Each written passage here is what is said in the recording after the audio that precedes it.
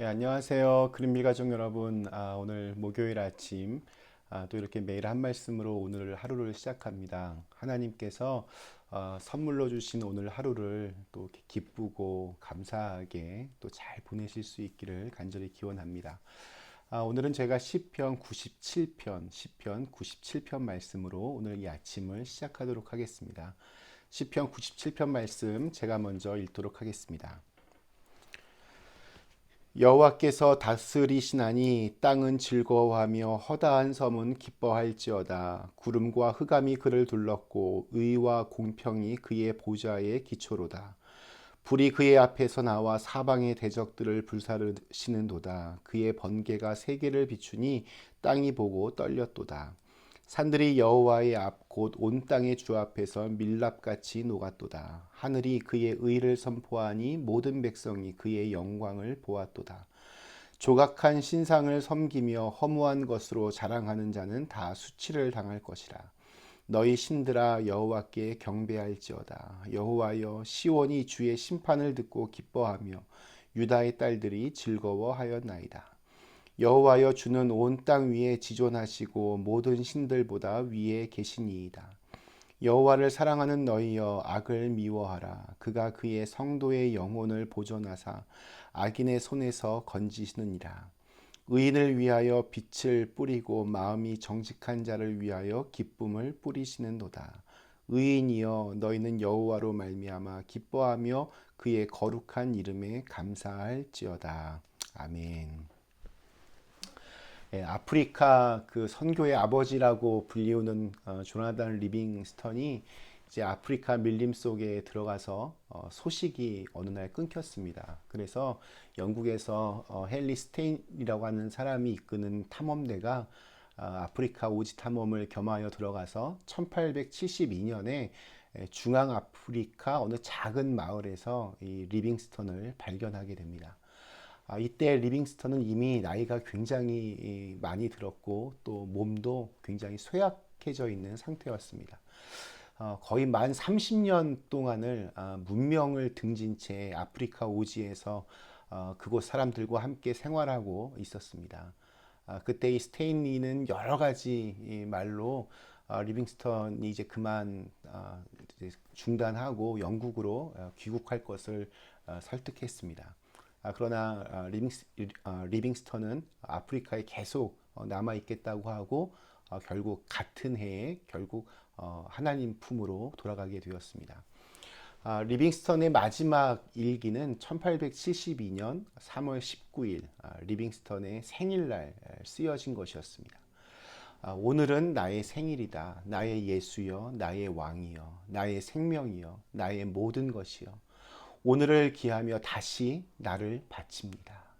자비하신 아버지여, 나를 받아주소서. 독생자를 나에게 주셨는데 이 못난 것 아무것도 아니지만 몽땅 바치오니 받아 사용하여 주옵소서. 리빙스턴은 무릎을 꿇고 기도하는 자세 그대로 그렇게 발견되었습니다. 마지막 그렇게 기도하면서 이 세상을 이렇게 떠나게 된 것입니다. 그는 하나님의 통치하심에 자기의 모든 인생을 맡기며 살았던 사람입니다. 주님께서 그의 왕이셨고 또 그의 모든 것이었습니다. 오늘 읽은 시편 97편은 여호와께서 다스리시나니라는 구절로 시작을 합니다. 여호와께서 다스리시나니. 시인이 살던 시대는 7절에 잠깐 언급되는 것처럼 조각된 신상을 섬기며 허무한 것으로 자랑하던 사람들로 넘쳐나던 그러한 시대였습니다. 그러나 그러한 시대에 살고 있어도 시인은 나는 여호와 하나님의 통치하심을 믿고 나는 그 통치하심 속에 거하겠다 그렇게 선언하고 있습니다. 우리 기독교의 원리는 하나님의 다스리심, 하나님의 통치를 받는 데 있습니다. 비록 그 몸은 애굽의 그 바로 왕 밑에 있어도 요셉은 하나님의 통치를 받고 있었습니다. 다니엘은 포로로 끌려가 있으면서 느부갓네살 또 벨사살 다리오 왕의 왕국에 몸이 묶여 있었지만 그를 통치하시는 분은 하나님이었습니다. 사도 바울과 같은 사람도 비록 감옥 감옥에서 죄수의 신분으로 그렇게 갇혀 있었지만 그는 감옥 안에서도 주님의 통치하심을 받고 있었습니다. 그런가 하면 반대로 가룟 유다는 그의 몸이 3년 내내 예수님과 함께 했던 제자였지만 그는 마귀의 지배를 받고 있었던 사람이었습니다. 아나니아와 삽비라는 신앙의 공동체 안에 있으면서도 주님과 그 말씀의 다스림을 받는 것이 아니라 자신의 어떤 욕망과 또 거짓된 영에 의해서 지배를 받고 있었습니다. 오늘 읽은 이 시편 97편 여호와께 통치를 받는 사람들이 어떠한지를 이렇게 잘 보여주고 있습니다. 하나님의 다스림이 있는 곳에는 참된 기쁨이 있습니다. 어떤 분이 하나님의 통치가 완전히 이루어지는 곳에는 천국에는 3H가 있다라고 그렇게 말을 하였습니다. H로 시작해서 Y로 끝나는 세 가지의 단어로 하나님의 어떤 통치하심, 그 나라를 이렇게 서술하고 있습니다. 먼저는 홀리, 거룩함입니다. 하나님이 다스리는 곳에는 죄가 없습니다. 더러운 것은 없고 오직 거룩함 또한 정결함만이 있습니다. 두 번째는 하모니, 곧 조화가 있는 곳입니다. 모든 것이 조화롭게 아름답게 이루어져 있습니다. 세상의 그 어떠한 것과도 비교할 수 없는 아름다움이 그곳에 있습니다. 그리고 마지막은 해피, 행복입니다. 행복과 즐거움이 있는 곳. 주님의 완전한 통치를 받으면서 누리는 그 기쁨이 있는 곳입니다. 우리가 이 땅에 살면서 얼마나 우리의 영역을 주님의 통치 아래 내어 드리느냐에 따라서 우리가 얼마나 더 기쁨 속에서 살아갈 수 있느냐, 그것이 결정됩니다. 근데 오늘 이 말씀을 읽으면서 또 우리가 믿음 생활을 하면서 하나님의 통치가 사실 잘 와닿지 않고 이해가 안 될 때도 있습니다. 오늘 2절 첫 문장이 구름과 흑암이 그에게 둘렀고 라고 되어 있습니다. 이 표현은 물론 시내산에서 하나님께서 이렇게 임재하실 때 나타난 현상을 그렇게 표현한 말이기도 합니다. 구름과 흑암이 그에게 둘렀다. 도무지 이루 헤아릴 수 없는 영광 가운데 임재하시는 것을 의미합니다. 그런데 또 한편으로는 구름과 흑암으로 가려져 있기 때문에, 뒤덮여 있기 때문에 우리 눈에는 잘 보이지 않음도 또한 생각할 수 있습니다. 그러나 2절 그 다음 이어지는 9절이 하나님이 누구이신지를 분명하게 보여줍니다. 의와 공평이 그 보좌의 기초로다. 비록 오늘 우리 눈에는 뭐 잘 보이지도 않고 또 이해가 안 되는 것 같지만 하나님께서는 가장 공의롭게 또 그리고 공평하게 이 세상을 또한 저와 여러분을 다스리는 분이십니다. 그 하나님의 통치하심을 믿으면서 사랑해야 할 것들을 사랑하고 또 미워해야 할 것들을 미워하는 것이 바로 신앙의 기본입니다. 오늘 10절 말씀, 여호와를 사랑하는 너희여 악을 미워하라. 그가 그의 성도의 영혼을 보전하사 악인의 손에서 건지시느니라. 여러분, 우리가 사랑해야 할 것은 무엇입니까? 바로 하나님입니다. 우리가 미워해야 할 것은 무엇입니까? 바로 악입니다.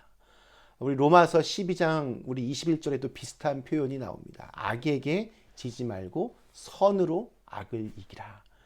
하나님의 공의가 다스리는 세계를 원하는 사람으로서 당연히 해야 할 우리의 실제적인 결단입니다. 남유다가 이제 망할 때 마지막 왕의 이름이 시드기야입니다. 시드기야 왕은 하나님의 통치를 거부했습니다. 그는 당시 가장 강력한 나라였던 이집트와 바벨론 사이에서 고민했습니다. 어느 나라를 섬길 것인가? 내가 어느 왕에게 좀 더 이렇게 다가갈 것인가? 어떤 것이 나에게 유익이 될까? 그는 사람을 섬기는 데 급급했습니다. 내가 어디에 줄을 좀 더 서볼까? 이것이 그의 인생의 문제였습니다. 그러니까 애굽에 빌붙었다가 또 바벨론에 붙었다가 이러기를 반복합니다. 결국 마지막에는 이집트의 애굽에 줄을 서게 되었는데 하나님은 하나님의 통치를 받지 않는 시드기야와 남유다를 가만두지 않으셨습니다. 결국 멸망시키셨습니다. 더 비참하게 이 시드기야 왕은 자신의 눈앞에서 그의 아들들이 죽는 것을 직접 보게 되는 비극을 맛보았고, 자기 자신도 두 눈이 뽑혀진 채로 쇠사슬에 묶여서 바벨론의 포로로 끌려가게 되었습니다. 자기가 통치하던 나라는 망했습니다. 또 성전도 불탔습니다. 그는 이런 비극적인 파국을 자기의 삶 속에서 실제 경험합니다. 결국 하나님의 통치를 받지 않으려고 하는 사람들, 말씀 앞에 순종하지 않는 사람들의 비참한 그 최후를 우리는 시드기야 왕을 통해서 볼 수 있습니다. 모든 자연 만물들이 하나님의 통치를 기뻐하고 또 하나님의 통치를 즐거워하지만, 우리 인간은 죄악된 본성으로 인해서 말씀을 어기려고 하고 자꾸 반대로 가려고 할 때가 많이 있습니다. 정말 하나님을 믿는다고 하는 우리는 과연 지금 어떠한 모습으로 살아가고 있습니까? 오늘 이 하루를 시작하면서 우리도 하나님의 통치 아래, 하나님의 다스리심 안에 거하고 있을 때, 그때가 가장 거룩하고 또 그때가 가장 아름답고 또 그때가 가장 행복하다는 사실을 마음속 깊이 느끼며 오늘 하루를 시작하셨으면 좋겠습니다.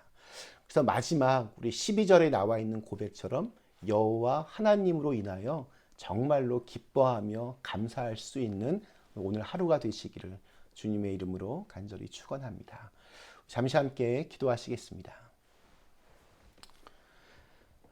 우리를 사랑하시고 또 우리를 보호하시고 우리를 다스리시는 전능하신 하나님, 세상의 허망한 것들을 쫓아가며 하나님을 잊어버리지 않게 하여 주옵시고, 또 너무나 거대해 보이는 이 두렵고 막막한 현실 앞에서 우리의 시선을 그곳에 너무 뺏겨서 하나님을 놓치지 않도록 인도하여 주시옵소서. 하나님의 다스리심이, 하나님의 통치하심이 이 온 세상에 가득합니다. 그 하나님의 다스리심 속에 거하는 오늘 하루가 되어서 참으로 기쁘고 또 감사가 넘치는 오늘 하루 되게 하여 주시옵소서. 예수님의 이름으로 간절히 기도드리옵나이다. 아멘.